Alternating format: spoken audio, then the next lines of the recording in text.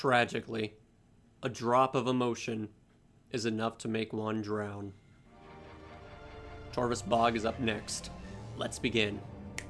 Hello everyone, GBA049 here, and welcome back to another episode of Let's Play Metroid Prime 2 Echoes in the Metroid Prime Marathon series, episode number 34. We have completely annihilated the Amorbus and Dark Amorbus, because no one ever calls it that, and have donned our newly acquired suit of armor that allows us to withstand the atmosphere of Dark Aether far more longer and adapt in it for once. And that is all kinds of badass right there.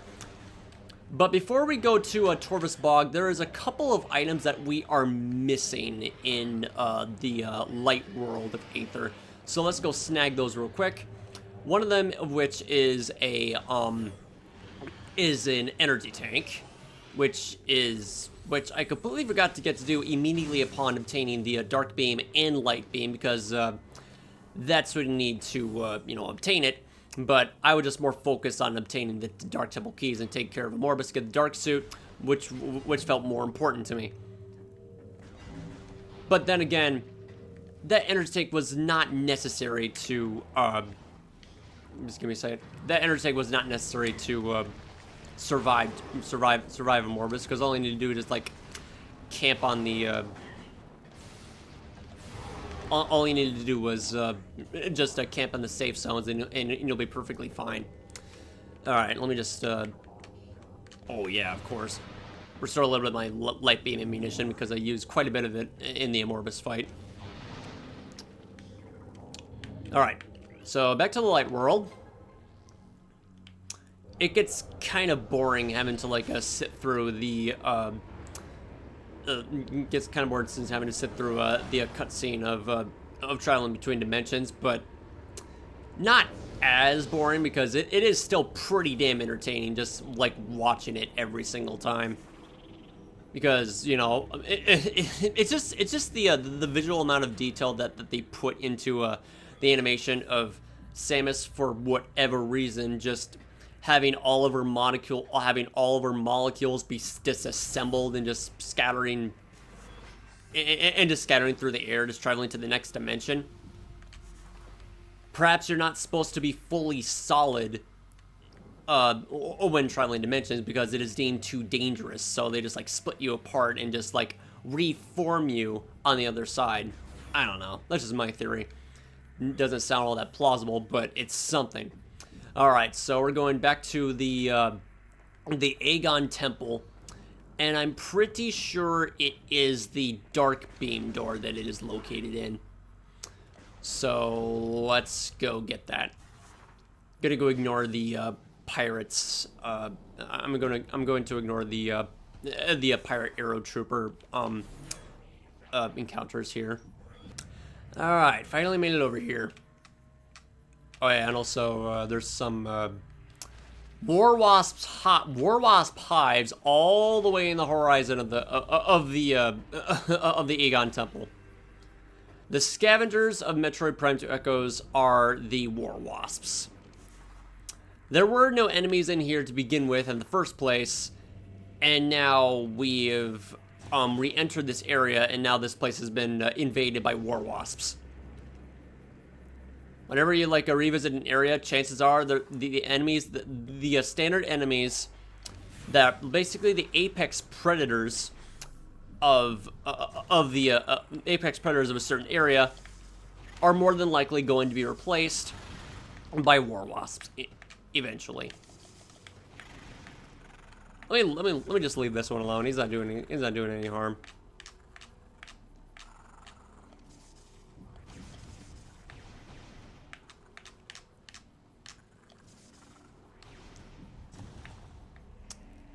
Let's attract as many mods as possible to cheer us on for getting this one to cheer us on from getting this one energy tank. One that is kind of confusing to get, because the terrain that they carved into the path to get this energy tank isn't really all that clear. But you're not supposed to go that far, otherwise you fall all the way back down and have to climb all the way back up to try again. Just deploy a bomb in the center of that one spot, and there you go. You're good. Oh yeah. Other than a yeah, other than an energy tank that we missed in in the light world, we're also missing a missile expansion. Yeah, I'm just gonna go leave these guys alone from now on. I mean, the next time we're gonna go see them is in Sanctuary Fortress of all places. So let's go leave them alone. They're not doing any harm. They're just defending their territory, and we should feel bad for just, you know, killing them for doing just that.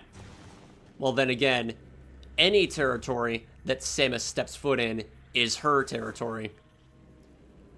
And she's the one that's fully loaded. In reality, every enemy in Metroid Prime 2 Echoes is powerless. Anyway. Alright, right through here. Not, okay, not in that area. I'm pretty sure it's up, yeah, okay, yeah. It's up here, it's up here.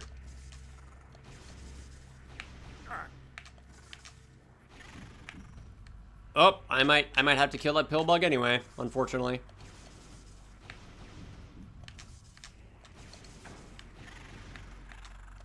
Sorry, dude.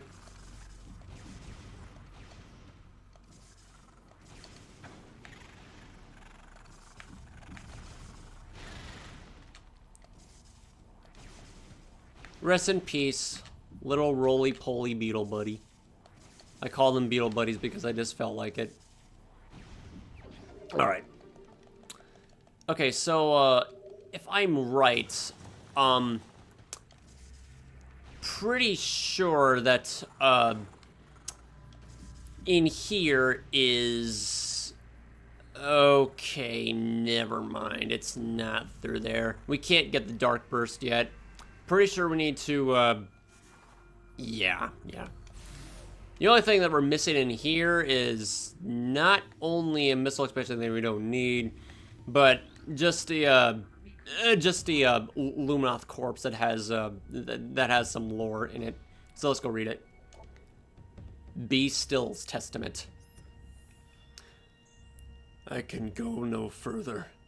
Here in this reactor, I go to join my fallen mate, J Still, in final rest. Though I die with honor, a shame falls on my house until the key I seek reaches its destination. May my brothers find my burden, that the way to the Sky Temple will be opened at last. Information on the end game of this, on this arduous journey we tread lightly upon. Or should we say, tread darkly upon. The polar opposites of elements in this game are truly wondrous. That made no sense, but I tried to make sense of it. Anyway, enough of that. We got the energy tank, we got the missile expansion, and now we can finally exit Aegon Wastes. Right after delivering the Light of Aether back to the temple. Because I'm gonna go, okay, I'm gonna go share this next time, but after when you destroy the main area's Dark Guardian of the planetary energy and try to leave before putting it back on the, and before going back to Light World and just placing it back on Aether, there is a unique form of light energy around the blast door that prevents you from leaving until you put it back in the main energy controller. Which is Yuma's way of saying, yeah, what are you doing? Haven't you forgotten something, young lady? Place it back into the energy controller room once you've retrieved the stolen energy. And once you do that, light is restored to this place. But even with the light of energy, the light of Aether returned to Aegon Wastes, the damage has already been done.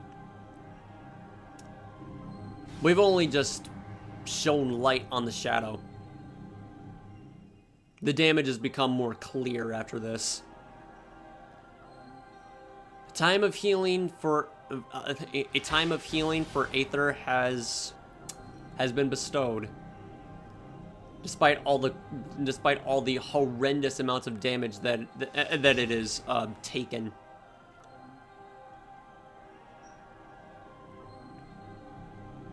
It's still very relaxing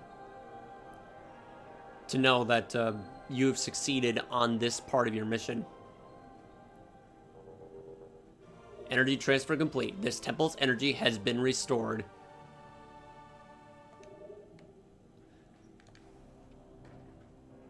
You know, I say this every time, but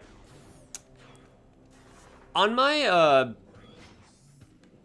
first exposure to a Metroid, doing this for the first time, I had absolutely no idea what it meant. Because once again, I mentally age very slowly. It took me until, like, I don't know, 3 or 4 years later for me to fully understand on what it meant when this temple's energy has been restored. Even though that I was even though I was and still am an excellently good reader, I didn't fully understand what it meant that the temple's energy has been restored, because when I first saw that dialogue box, I was like, okay, which means what? It means that you saved this area. You gave it the light that was stolen from the darkness. You basically entered inside the belly of the beast and retrieved and basically took its own soul and just gave it back to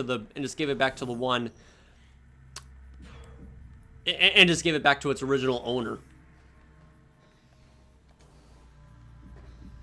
You took a part of what the Dark World had that it didn't belong to, and yeah, it's very easy to understand.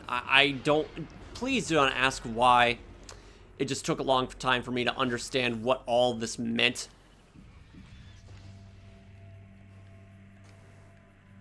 And it could be wrong, but wait a second.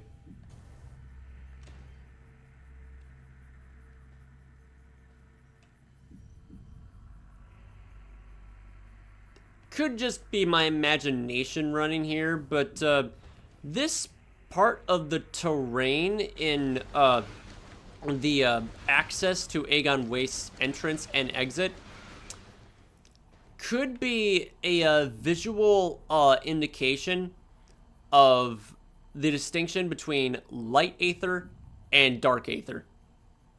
Because one has a gigantic crater on one side, and the other is just completely empty because of all the cracks on the side. I have absolutely no idea what any of those, I really don't know what that's supposed to, indicate, but I guess it's just, some less subtle foreshadowing of the distinction between light and dark aether in terrain, in terrain design. I don't know.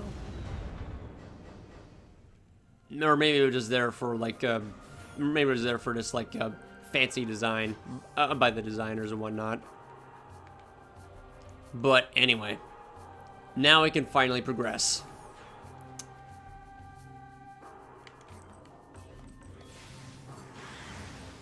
Take care of these dark splinters. Weak to both light energy and dark energy. I completely forgot what happens when you use the Annihilator beam on the dark splinters.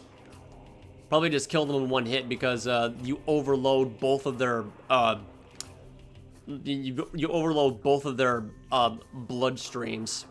Overload both of their bloodlines. One that was ravaged and the other one that was gifted. Gifted light blood and dark blood. And yeah, anyway, Okay, so it's this. Yeah, I remember now. Okay, so the path to Torvus Bog.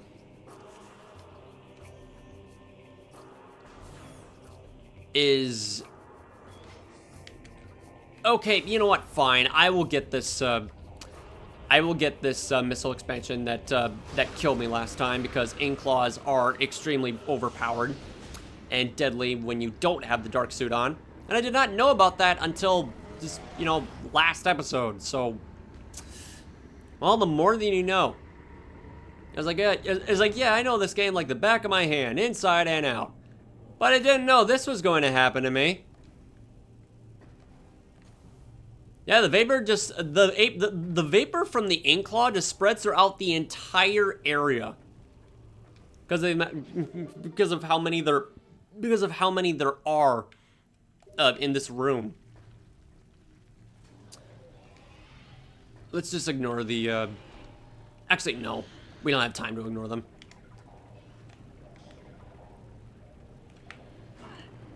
We'll just take a look at this gigantic ink claw structure of ingworms. There, now I can scan it. I thought it has that stupid annoying glitch I had before. Bioscan complete. This is a collection of mutated ingworms. Bioforms have been bred for massive size. It appears the ing use these creatures to block access to areas. In reality, the ingworms are the ingworms exist as the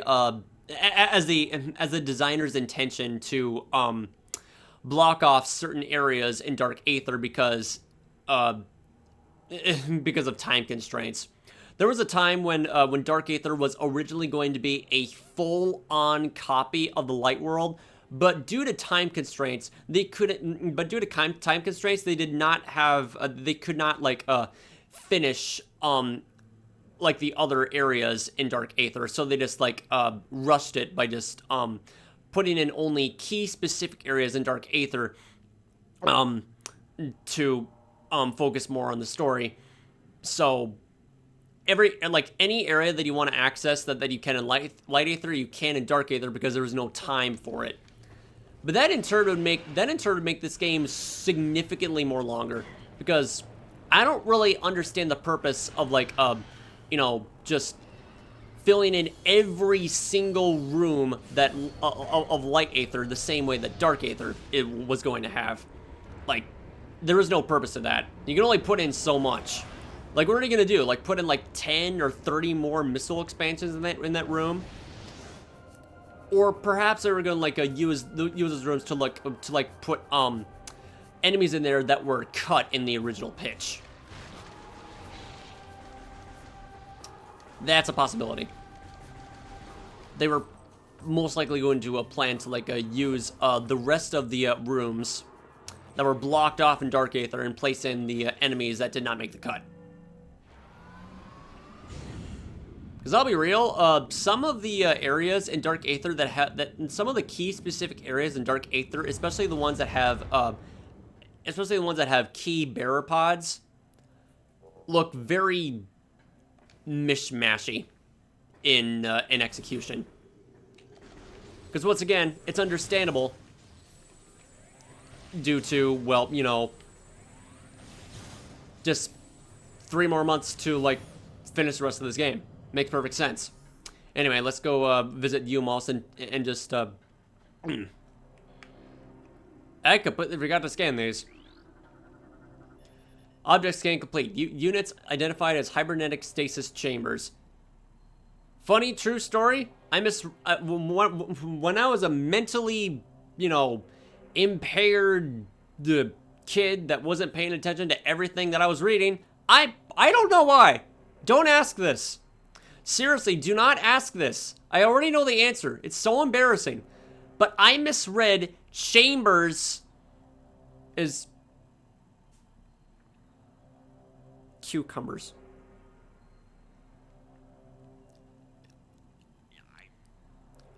Wow. When you're a kid, you end up doing very stupid things anyway, so it's understandable, but still. Oh my god. Anyway, Life signs of hibernating bioforms within the chambers are steady. Chambers are made of a number of exotic metals. It would be quite difficult to breach them with conventional weapons. And why would you? Because if you do that, you're essentially killing them. If you look upside down, those are the faces of the surviving Luminoth that were tasked by Umos to watch over the last remaining energy. A last resort method. A painless death is what they were expecting in the end. Which is extremely deep the more that you think about it.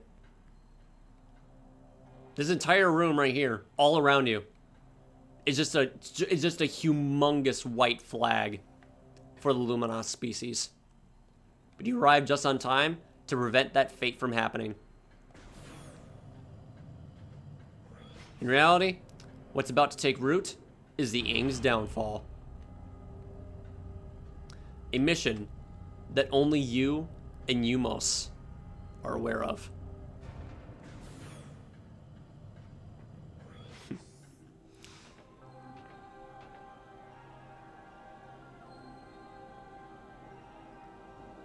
I really like this little bow gesture that Umos does when you come back to him.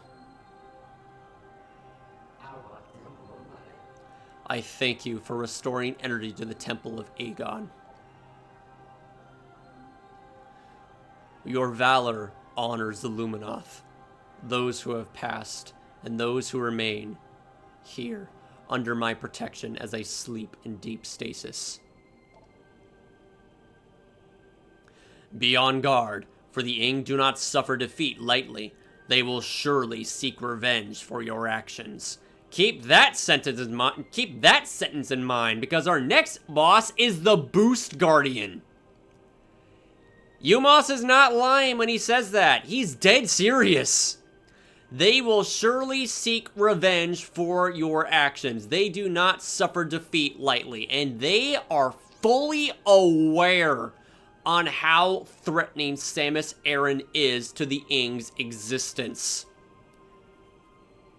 This is their sign of desperation. With the energy lost from the desert region, they will increase their efforts in other lands.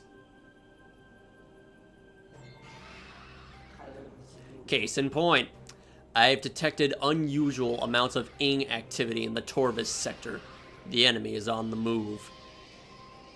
Fun trivia, Torvus is Latin for fierce. Was it always named Torvus, or was it just renamed to benefit the Ing? Perhaps so. The Fierce Bog. But it doesn't feel fierce. It feels weak. The swamplands of Torvus are treacherous. It can hinder you considerably. Bear this in mind as you move through the bog. What was that little bit of hesitation that Samus had just now? Maybe that was her just like nodding in acknowledgement. It's like, yep. It's like, yep, acknowledged. I'll keep this in mind. Seek the Temple of Torvus. More knowledge awaits you there. May the light of Aether serve you well. Doesn't fully heal me, but okay, whatever. Let's go read the rest of his dialogue. Completely forgot to do the same thing to Aisha in Aegon, because she tells you the origin of the Dark Beam and the Light Beam, which is held by Aether's great champion, being a Cool.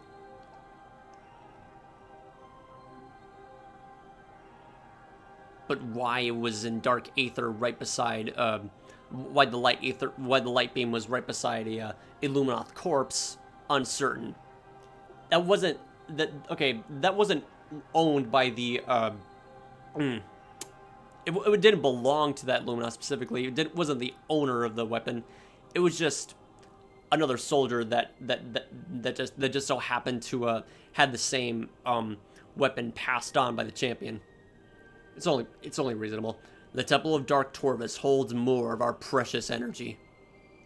Return it to us, and restore life and order to the Torvus Bog. Wait for the action icon to refresh. Here we go.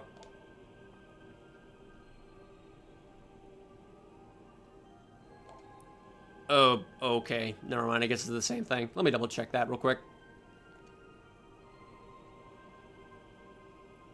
Yep, it's the same thing.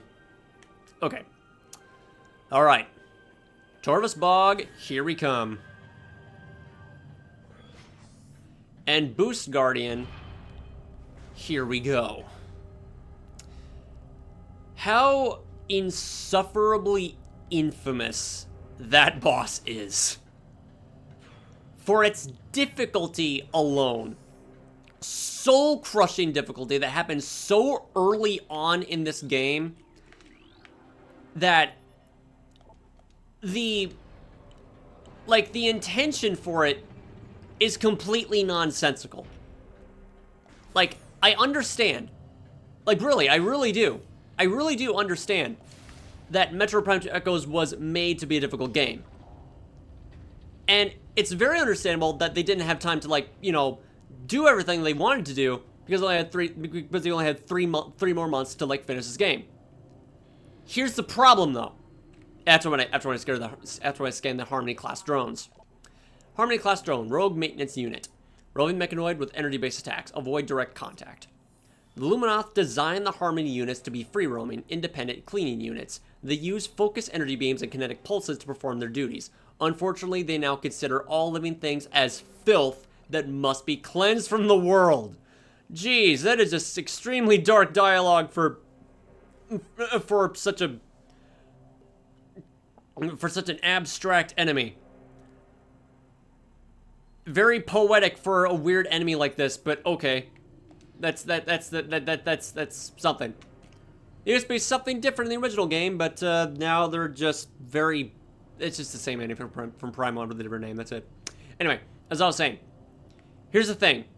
The problem with the Boost Guardian and the Spider Guardian, respectively, is that keeping all those statements in mind about wanting to, like, make Metroid Prime 2 Echoes a difficult game, and then I had, like, so little time to finish it, it doesn't excuse the fact on why they wanted to, on why Kensuke Tanabe, of all people, the supervisor of the game, wanted to make the, okay, this isn't a direct quote, but I'm just saying this in an exaggeration, quote, deemed that both the Boost Guardian and Spider Guardian weren't that difficult. And when was it that he desired for both those bosses to be cranked up in difficulty in the original game? It was a last-minute add-on. It was one of the last things they did before finishing this game. I don't understand why.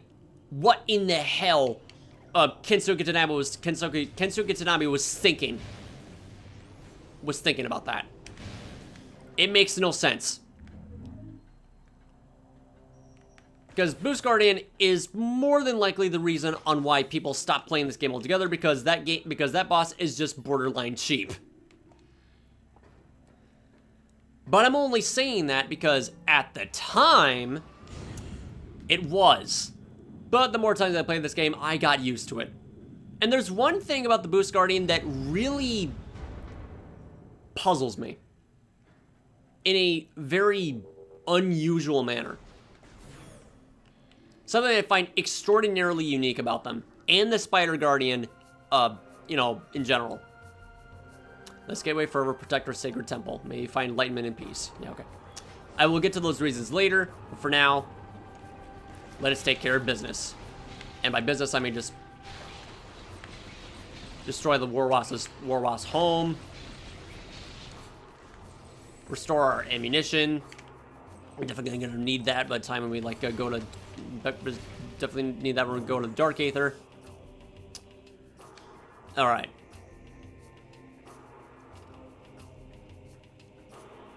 Where are the Sandbats approaching here? Oh yeah, and also, some more lore of the, some more lore in the temple grounds.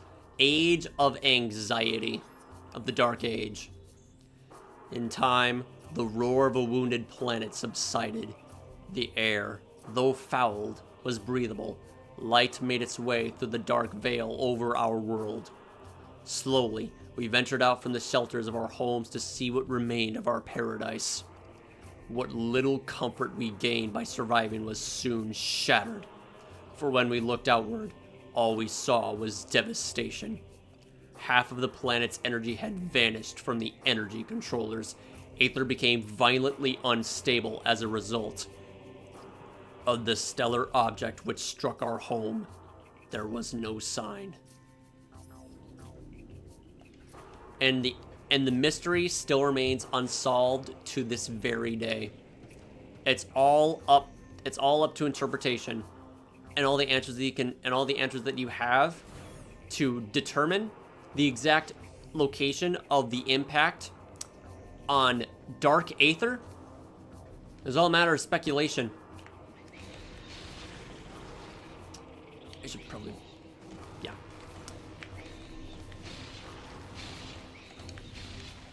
Alright, just to restore a bit of my, Oh, yeah. Oddly enough, some of the war wasp hives behave like splinter cocoons when you destroy them, because they emit out a shriek for some reason when you kill them, the same way that when you destroy a splinter cocoon. It's a bit of an oversight, but nothing too harmful. You really didn't have time to polish everything in this game. Alright. I wonder if we can kill an inglet with a single missile. Yes, I can. Whereas if you're in hyper mode, it takes 2 missiles. Pretty sure. How in the hell did you avoid that? Because the blast radius is like a lot shorter than I thought it would be. Alright. Now it's time for a fun little puzzle in Dark Aether that always confused the hell out of me when I was young.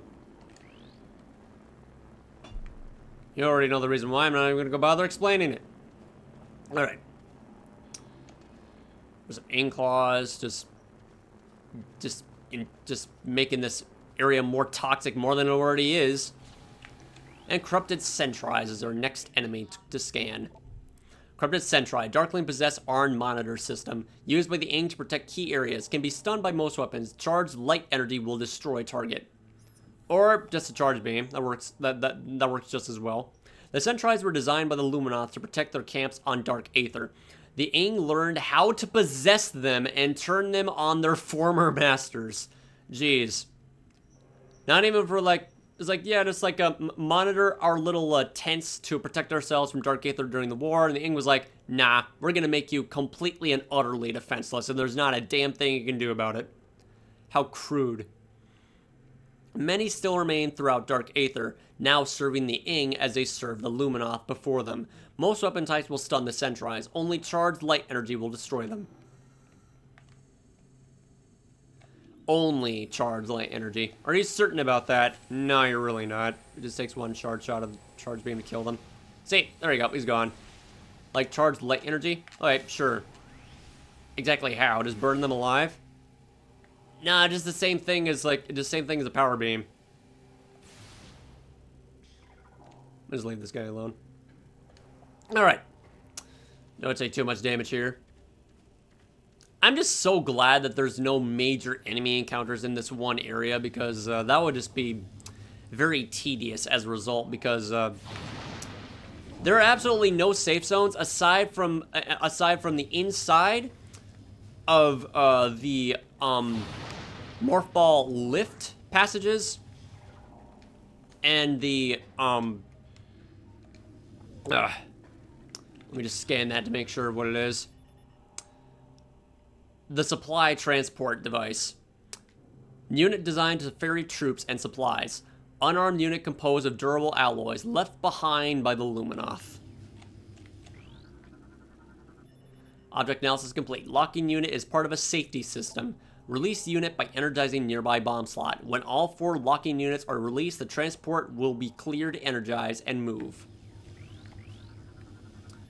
Object analysis complete. System designed to transport kinetic orbs. May have been a part of a loading system for a kinetic orb weapon. Okay, let me just take a close examination on what path I'm supposed to take to solve this puzzle again. Okay, so if we go up there and turn that one on. Yeah, it's literally that simple. Okay. Just activate one on the right, exit, go to the left, go all the way to the key on the left, and just work your way around, and you solve the puzzle. I have no idea why it took me this long to solve it, but again, when you're a kid, you end up doing stupid things.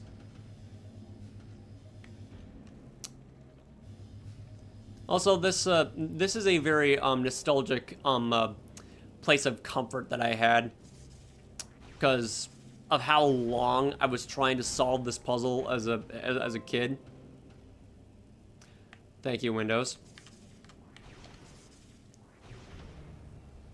Like, Dark Aether like drained out so much of my energy for the amount of time I have spent trying to solve this puzzle. That those tiny little light beacons right here, I just stood perfectly still right in front of it, just waiting for my health to like fully restore, and well, actually, I think it was like a different one. I was like, okay, all right. While I'm waiting for my energy to restore, time to give myself a snack. Come back, fully restored. Alright, now we're just gonna go do a little bit of Star Fox adventuring here. And take unavoidable damage. Ouch. But they're there for a reason, because it's the only thing you can use to restore your energy. Yep. Alright.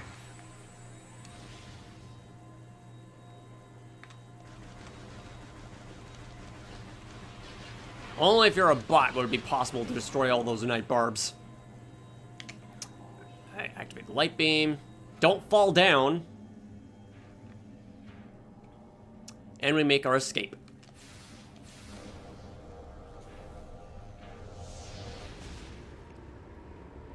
And as soon as we exit, we encounter more space pirates. Some of them turn dark, and some of them are pirate grenaders. Riding on a skiff. Goodbye.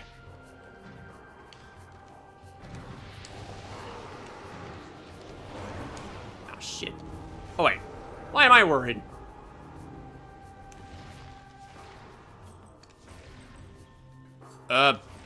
Oops. I guess the dark energy didn't fully materialize when the infection, when the parasitic infestation completed. Oops. Oh well. We'll make that same mistake twice. Imagine if you did that to a dark pirate commando. That's always a disaster. This is part of the reason why I prefer the original game over the Prime trilogy, because every single time when you encounter a space pirate, even in this area, the main Temple Grounds theme music is replaced by the space pirate encounter, even for one, which is an extremely unnecessary change for me, to the point of being so obnoxious. I know it barely does anything to the game, but the little changes is what matters to me the most.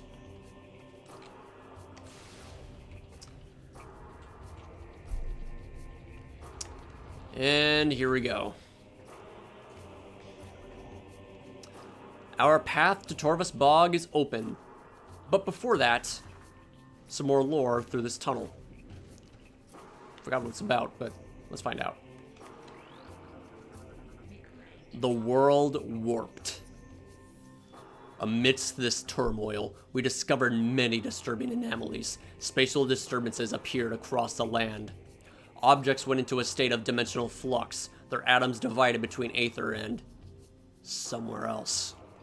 There was little time to ponder these strange happenings, for we had to deal with the devastation of our lands. As a result of what, a taste of how much damage the planet took from the Leviathan seed. And I'm very curious, what exactly was the host of the seed? Warrior Ing? Not unlikely. A Metroid? A puddle of Phazon that was already here? No. Probably know that by the end of the game. A verdant land, ravaged by a great deluge and the folly of battle. We honor the life that remains. So, here is the backstory of Torvus Bog. As a result of the Leviathan Seed impacting the planet, the ocean of Aether merged with a forest, and the ocean right next to it began to merge, and the forest of Torvus Bog flooded. Torvus Bog used to be a luscious ecosystem of a beautiful green forest, similarly to Aegon Waste being a fertile plain of greens and whatnot. A fertile plain of greens. Torvus Bog was a forest, but when the impact of Leviathan Seed hit Aether, it caused a natural turbulence. And as a result, the ocean is, the forest of Torvus is now a part of the ocean. And various parts of Torvus Bog are flooded. Music there is very aquatic and somber in tone. Because to me, it sounds like that it's suffering from the new identity that it never wanted. Like, the identity of a forest is still there, but barely alive. What you see is just a swamp. It was never a swamp to begin with. It was just fallen. It was just, you know, overtaken by nature. Torvus Bog was overtaken by nature when the Leviathan Seed hit the planet. Like, took so much damage from it.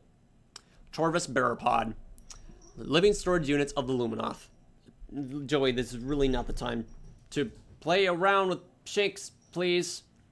I have a lot of wires and I don't want you to trip over any of them. God forbid you once knocked down the Wi-Fi routers. You're lucky they still work. Nah, I'm kidding. I love you. I still love you. You're cute. Living storage units of the Luminoth. Durable plant form grows around useful items. Produces deadly cloud when destroyed. The Torvus Barrowpod grows around useful items. For whatever reason, we don't know. The hard outer shell can be shattered by weapon fire. The Luminoth use the hardy plants to store supplies for operations in the Torvus Bog. They are resistant to the harsh chemicals and diseases that run rampant in the swamp and emit a deadly cloud when destroyed. Excuse me. This has discouraged their consumption by local animals. Actually curious of how much damage a toxic cloud of a Torvus Barrowpod does to me. It's not that much. It's not like it's not like to the extent of Inkclaw Vapor and Dark Aether, but it just reduced by 70%. Structural analysis complete. This is part of an air purification system of two. This unit is still active, if only at a basic level. Scans indicate a general lack of maintenance. If this unit is not serviced within the next 3 cycles, it will cease to function. That's a pretty big object to scan.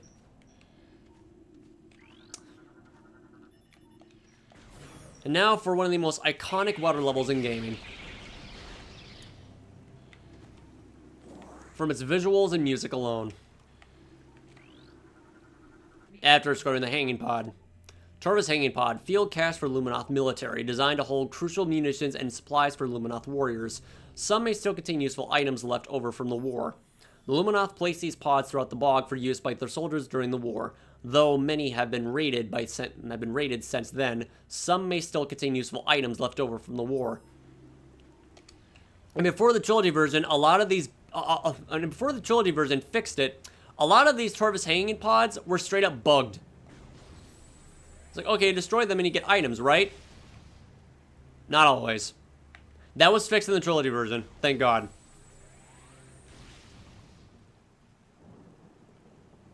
Yep, that's definitely, yeah. That's a bit of a problem there, Retro Studios, but thank you for fixing it anyway.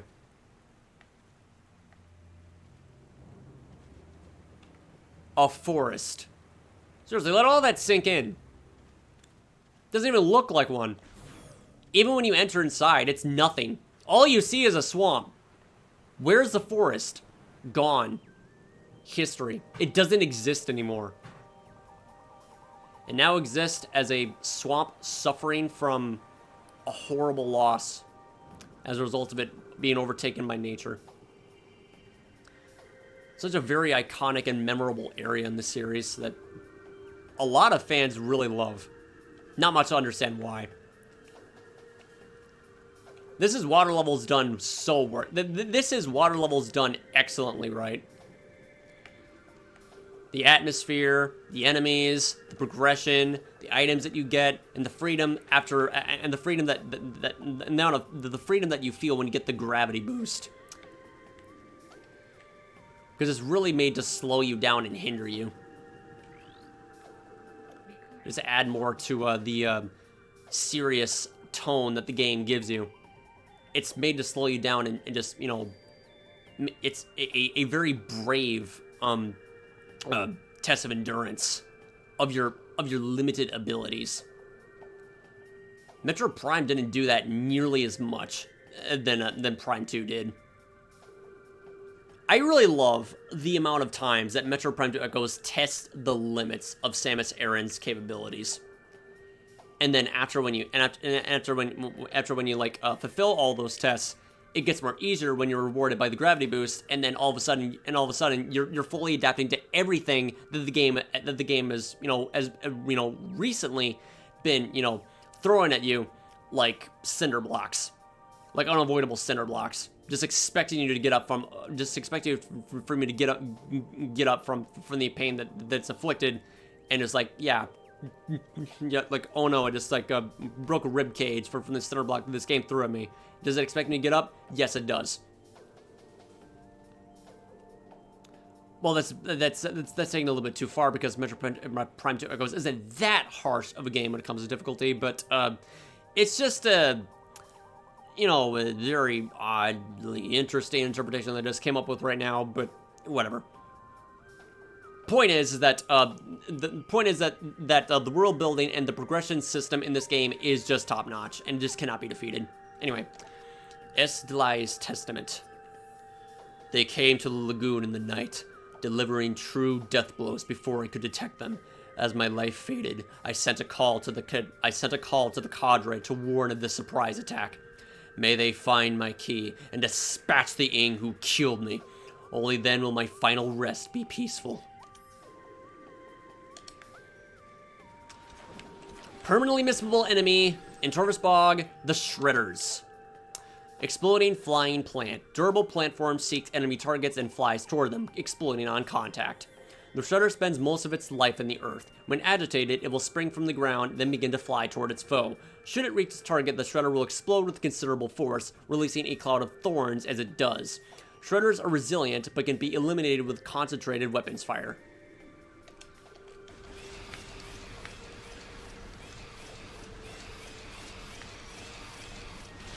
Weirdly enough, Dark Shredders are far more durable than their original counterpart, which I fail to understand why, because, you know, realistically, when you're overtaken by the Dark, you have more, like, you're more durable, and you take more shots to kill. That's not the case with the Dark Shredders, because they explode and detonate more early. I seriously don't understand why, but they just do. Then again, you're in the middle of a boss fight, so it makes sense, I suppose. Hidlings. Aquatic miniature herd animal. I did not mean to do that. Targets travel in large swarms. Contact with targets can cause minor damage. Hidlings are small water dwellers. They travel in packs for safety, roaming the water in search of bits of food. Their only defense is a bite, though their small teeth are sharp enough to pierce metal. Can't see them, but they're there, and they hurt. Probably like a deer fly or a horse fly. Don't want to know what that's like. Good thing I don't live near fresh bodies of water. Structural analysis complete. Security gates connected to moving bridge operation. Activate bridge to open the gates. And bridge. Structural analysis complete. Bridge currently not receiving power. Scan control post nearby to energize bridge, which is on the other side of one of those. On the other side of one of those on the other side of those gates.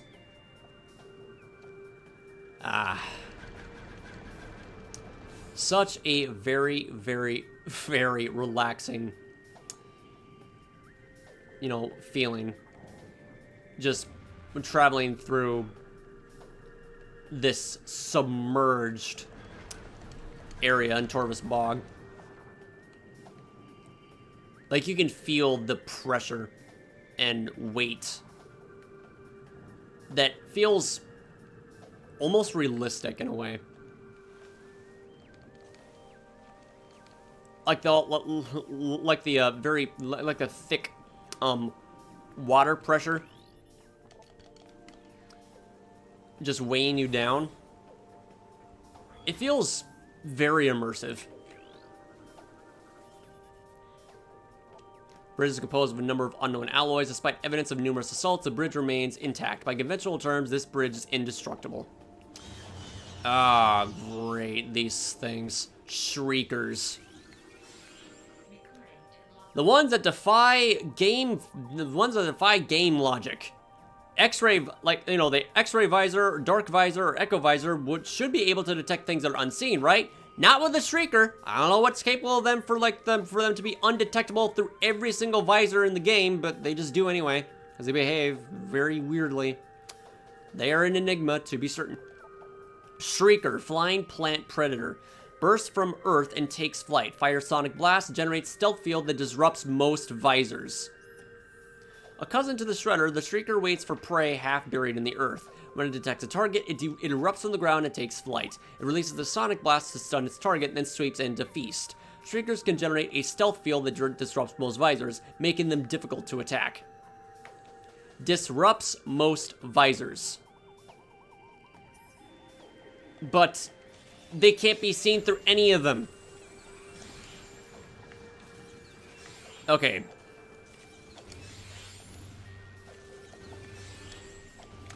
I'm gonna just kill them with them.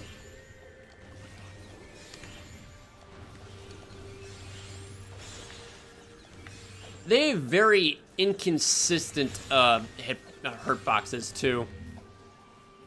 Because it feels like that every time when like even like at the second before and after they fire their shots at you, they become intangible and you can't damage them. It's when they're spinning around and the very last few seconds when they're about to, like, you know, fire their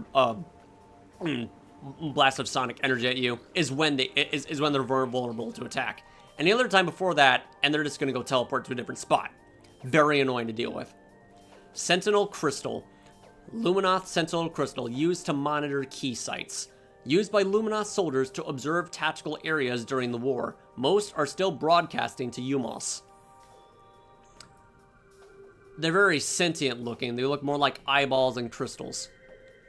During the war, the Luminoth used the Sentinel crystals to monitor key areas, and installations. They are incredibly durable, resisting all but the most powerful of Ing attacks. Umos still uses the remaining Sentinel crystals to keep a watch for Ing activity. And there doesn't appear to be any on the surface of Torvus Bog. Also, you can interact with them by shooting them. They just jiggle. Yeah, that's not how crystals work. I'm sorry, game. Can't go over there because that just leads to a super missile door. So it's this path that's next. Yes, my least favorite room in the game. Specifically for the worst missile expansion to get. Requires a lot of world traveling just to get it, which is very tedious. But again, that's the only annoying missile expansion to get in this game, because the rest of them are easy to get, very easy to understand, and just fun to collect. Ignore the shredders, they are after my ass. Except this one. I wonder. How much damage do you take with the dark beam? Oh, that dealt quite a bit. Go away. Go away. Are they gone? Yeah, they're gone. Okay, good. Good. Use the, light beam here. Yeah, of course that one didn't work. That one functions. There's not the rest of them here. And here we are going to encounter probably the most terrifying enemy in the game. The Drenchlers. First fighting these guys, I was so fucking terrified that they always killed me whenever I was, like, you know, on the ground. I had a very, you know, cowardly and very effective approach to dealing with Drenchlers at the time, because their AI, you know, on the ground is extremely fucking devastating and just very, you know, terrifying to encounter, because they will ambush you, like, they will not hesitate to ambush you and just, like, you know, just, I don't know, just ruin your day. These enemies scared me, like, terrified me so much that I always die by them. And every single time when I encountered the Drenchler, this was always my method to deal with them. Camp on this platform, lure them all the way up here, and just whittle them away, and then just whittle them away.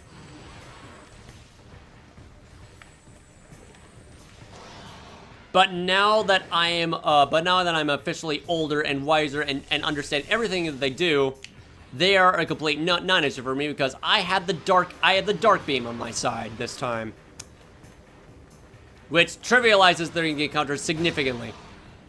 There we go. Destroy her tail there.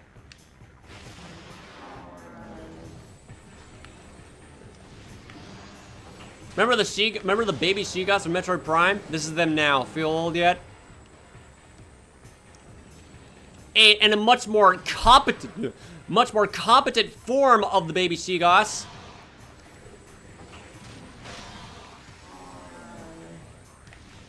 Seriously, these enemies are just downright petrifying to deal with. But their design is just incredibly well made. Oh yeah, what made them, okay, what makes Drenchlers so fucking superior as an enemy and as the apex predator of Torvus Bog? They will chase you down to the ends of the earth, either on the ground or underwater. They are especially deadly underwater, so if you ever engage with them underwater, just give up. You don't stand a chance. They are, like, damn near impossible to avoid, especially with limited mobility. That's not supposed to happen. What the fuck? Here he comes! Ouch.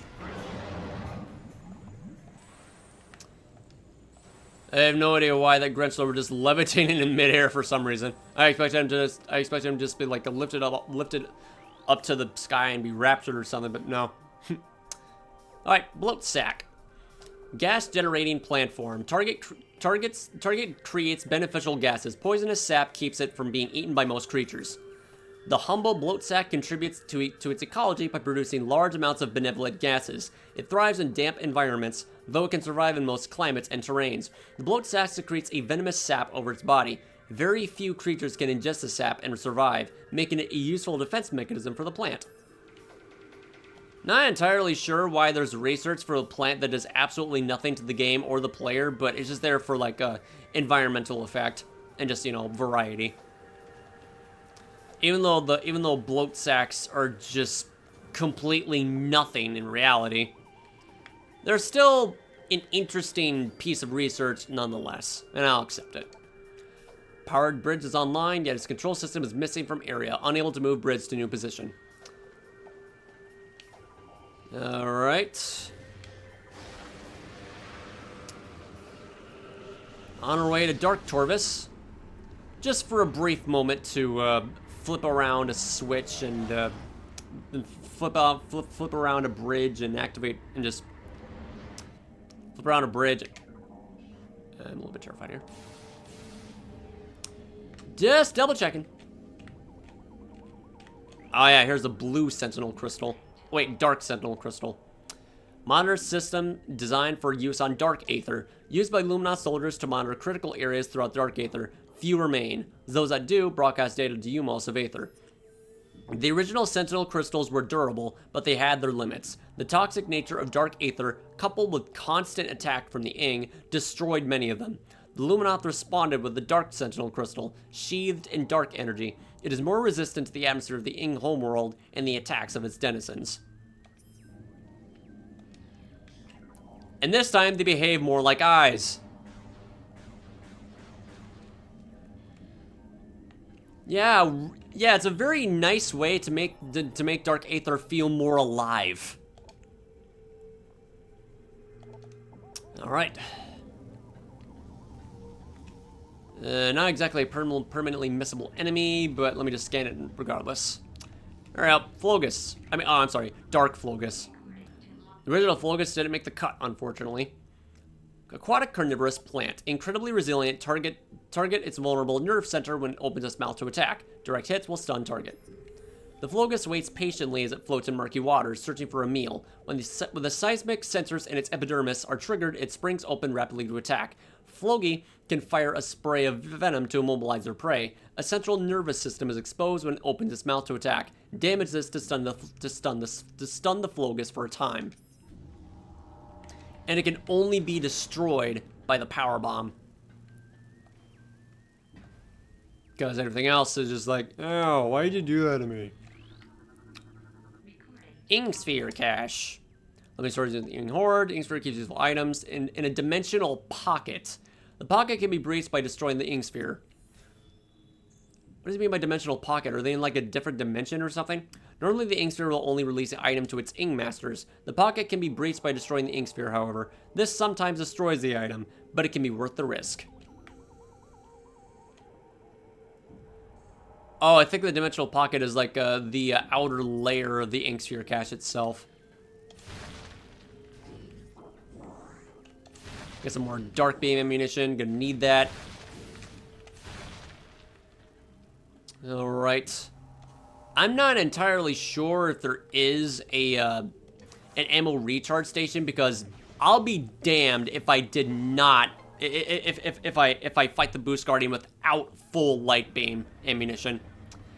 Automatic death sentence and several game overs await me if I don't restore my light beam ammunition. Alright, now that we have that activated, we can go back to Light Aether and retrieve the super missile.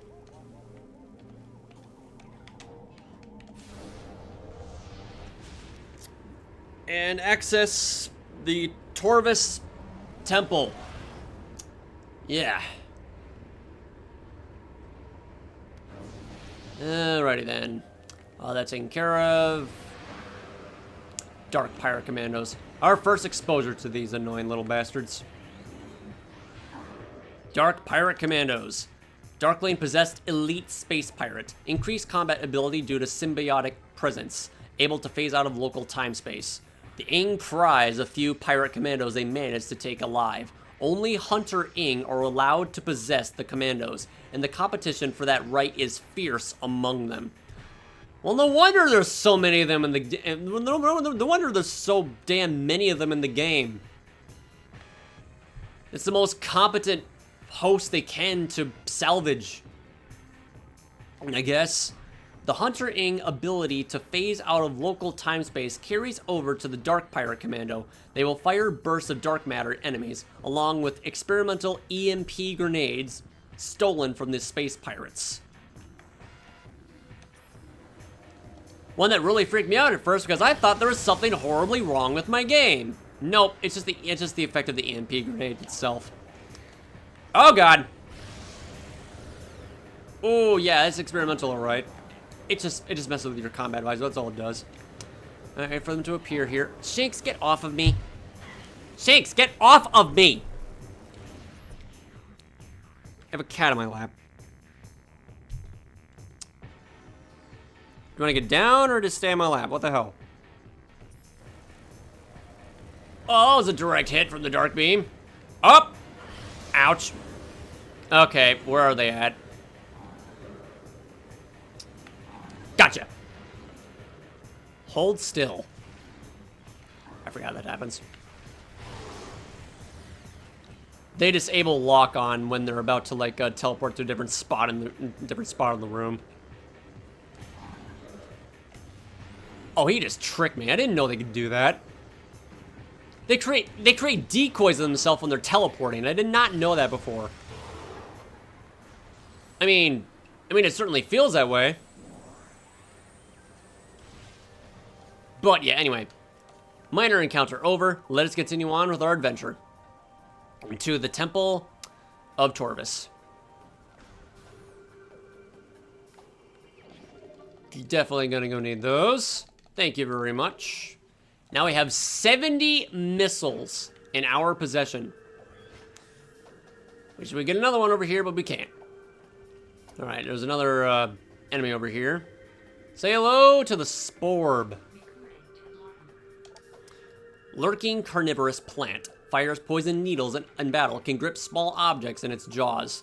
The hanging sporb sits patiently until a potential needle is detected. A burst of poison needles is the sporb's primary means of attack. It can also extend its body over short distances, gripping small targets within its powerful jaws. Sporbs wither when exposed to dark energy, making them vulnerable to other weapon systems.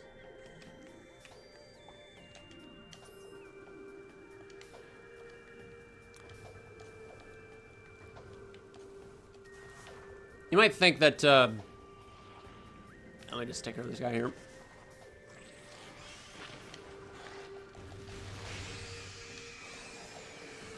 Wow, okay. So, one simple shot of the dark beam immobilizes them, and a second one kills them. That just goes to show of how borderline unbalanced the dark beam is in this game. To the point of where the light beam barely has any time to shine, which is ironic because it's a light beam. But what can you do? Balance it? Impossible. System design transport kinetic ores may have been a part of the loading system kinetic ore can. Is that the same one that I scanned in the other room recently? Scan this here. Power stored to kinetic orb cannon. Unit locked in current firing position. Auto fire feature enabled. Alright. And in doing so, we can finally access the Torvus Temple. Not until pissing off a couple Shriekers that we're going to completely ignore, as well as the Shriek Bats in this room, so... Ow, ow, ow, ow, ow, ow, ow, ow, ow. Right. Right in here, we're going to get a missile and get an energy tank for the Boost Guardian. There's a statue of a Luminoth warrior. Age and combat have caused structural damage to the statue, but it is not in danger of falling apart anytime soon. I wonder what kind of warrior it looks like. Oh, it's the same person. Same person. That's why the other one turned green on the left. Blocks explode telluric alloy. Rosen is weakening considerably. Alright, destroy this. And the energy tank is ours. Weirdly enough,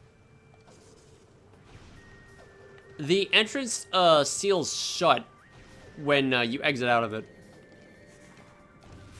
Must be like an invisible morph ball hatch that that closes when you exit out of it. Possibly. Anyway. No way in hell did you come back this quickly. But they did. Silly creatures. Alright. Let's go.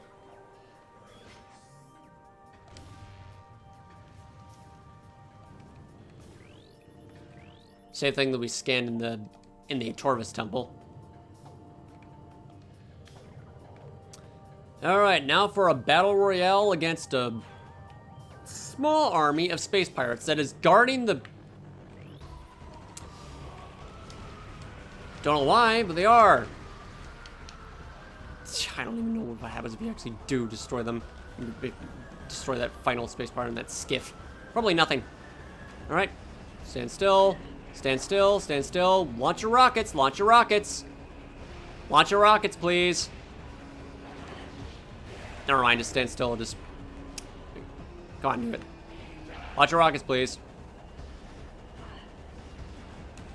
Thank you. Gotcha. Alright.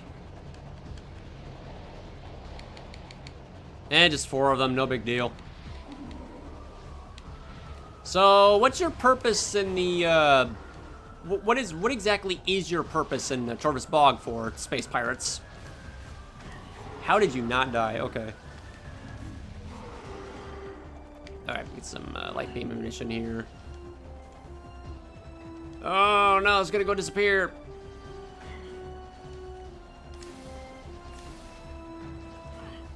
Where's burning alive? Jeez. Yeah, that's very ineffective. Poor light beam just barely has anything aside from destroying dark creatures and dark aether. I was like, oh yeah, this enemy dislikes bright light. But, where's it born from? It was born from, light aether? Dark beam it is, then. I can't help it, I love it anyway. Can't complain. If it requires the dark beam, I will gladly use it without fucking hesitation. Alright, so, dark beam is not going to be useful in these upcoming upcoming encounters in Dark Aether, so it doesn't really matter if we waste it or not. All right, fully restored. I'm gonna scan this because, you know, proper translator module need for access. And once you destroy the space pirates, their ambience plays like, oh, you're in space pirate territory now. Am I now? It seems to be emanating from this gigantic arrow. I don't want to say anything else. Ah, yes, the win button. The win button in Metroid Prime 2 Echoes multiplayer. What'd you get, the sewer missile? You're practically good as dead. That and massive damage, combine that with massive damage, you get one-shotted. Super missile acquired. This powerful attack uses 5 missiles. Using the power beam, press and hold A to charge, and press Y to fire. And thus, my ignorant 12-year-old ass learned hand and eye coordination. I was like, wait, how am I supposed to do that with just, how am I supposed to do that with these scrawny thumbs? Simple. Just hold on to the A button and just gradually lead your thumb toward the Y button and press it. Because, hey, it works. I've been cleared to access the station. Okay, so after this, I'm gonna go call this. Episode quits because you can only like do so much, especially when you're busy scanning everything. All right, so after when we okay, it's not Aisha, it's Avok. Avok's next. Avok is the next deceased Luminoth we speak to. Structural analysis complete. This is a statue of Beastes, a great hero of Torvus. Beastes led the charge in the 4th Battle of Torvus, single-handedly killing the Ing Horde war chief in the battle. He died of old age within the temple he helped defend. Pretty sure there might be some concept art of that said Ing war chief. Interesting to think about. All right, Avok. Show me your words of wisdom.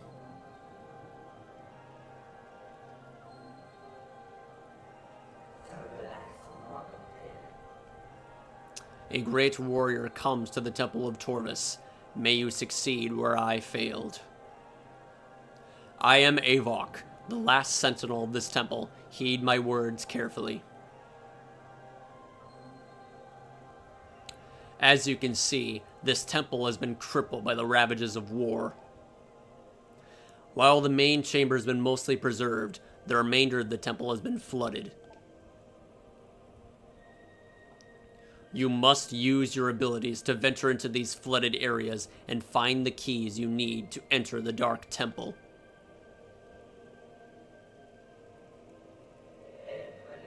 The waters of dark aether are foul and venomous. Avoid them if you can. You can now access devices and doors coded with emerald holograms. Thank you very much, ma'am. The Ing will seek your light with great zeal. Do not underestimate them. Yeah, duly noted. The time for talk is over. Good hunting, and may the light of aether guide your aim. Pretty sure she has 2 extra lines of dialogue when you interact with her, like, again. For that, let's go scan her corpse and the lore projector there. Dead for 1.2 decacycles. In addition to heavy combat damage, subject shows signs of numerous Ing possession attempts. All failed. Resisting these assaults would require incredible stamina and psychic durability. Perhaps she killed herself from the amount of times the Ing tried to possess her. Dark aether.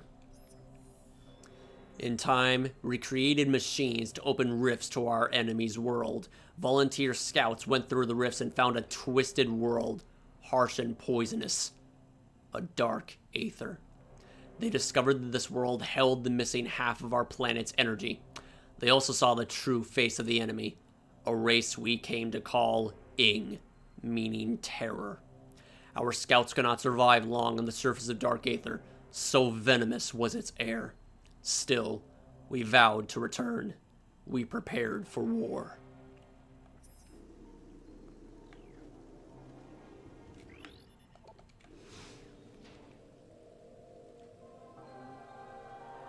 Find the keys to the Temple of Dark Torvus. Find them and conquer that miserable place. Let there be an end to this struggle.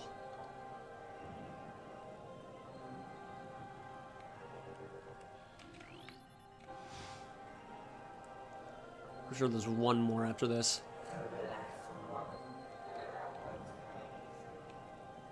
Is there one more? Maybe I'm supposed to clear certain conditions? Probably. I don't know.